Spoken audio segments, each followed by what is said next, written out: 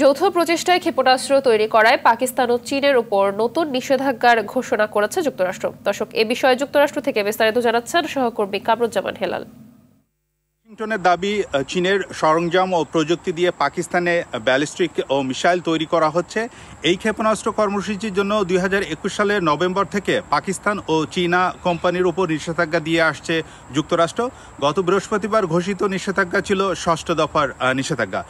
যুক্তরাষ্ট্রের পররাষ্ট্র দপ্তরের মুখপাত্র ম্যাথিউ মিলার এক বিবৃতিতে বলেন যে মিসাইল প্রযুক্তির বিধিনিষেধ সত্ত্বেও প্রযুক্তি ও সরঞ্জাম সরবরাহের জন্য চীন ভিত্তিক Hubei Huachangda intelligence equipment company, universal enterprise ও জিয়াং লংদে টেকনোলজি ডেভেলপমেন্ট কোম্পানির পাশাপাশি পাকিস্তান ভিত্তিক কোম্পানি ইনোভেটিভ ইকুইপমেন্ট এবং একজন চীনা নাগরিকের উপর নিষেধাজ্ঞা দেওয়া হয়েছে।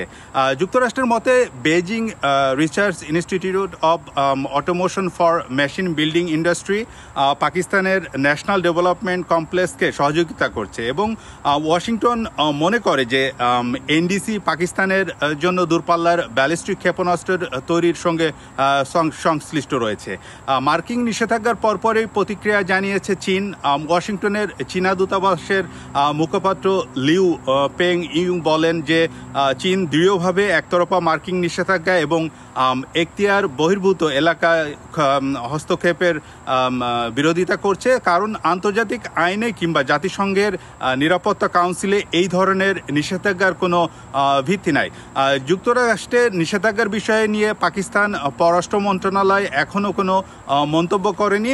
তবে এর আগে চলতি বছরে এপ্রিলের পাকিস্তানের দূরপাল্লায় ক্ষেপণাস্ত্র তৈরির বেলারুশ ও চীনের সহযোগিতার অভিযোগে 4 কোম্পানির বিরুদ্ধে নিষেধাজ্ঞা আরোপ করে যুক্তরাষ্ট্র। ওই নিষেধাজ্ঞার বিরুদ্ধে পাকিস্তানের পররাষ্ট্র মন্ত্রণালয় বলে যে তাদের ব্যালিস্টিক ক্ষেপণাস্ত্র কর্মসূচি বিদেশি কোম্পানির সংশ্লিষ্টের কোনো তথ্য উৎপত্ত এখনো পর্যন্ত দেখা যায়নি। তো এই বিষয়ে আমার কাছে এই ছিল সর্বশেষ। জানাচ্ছিলেন সহকর্মী কামরুজ্জামান হেলাল।